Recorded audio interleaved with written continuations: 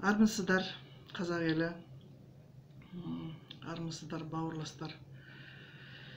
Әр қазақ менің жалғызым деген барлығыңызға еліп сәлем бердім.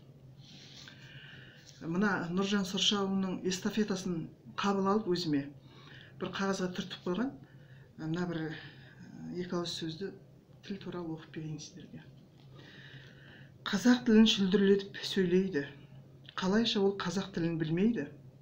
Әке қазақ, ана қазақ, жер қазақ, неге осы қазақ тілі елге мазақ? Өзге тілде бір сөйлесе мақтан тұтады. Мен шетелше білемін деп шат боп тұрады. Қазақ тілін білгеніне ең болмаса қуанып та көрмеген қайран қазақ. Өкініштен жазылған сөздер ертең 9 сәуір күнінде келіп атқан қазақ тілі күніміз құтты болсын бәрімізге. Аруақтар желеп, әулие-әмбиелер қолдап, Құдайымыз жарылғап, алға бір адам басып, 1000 адам басып жылжи берейік дегім келеді.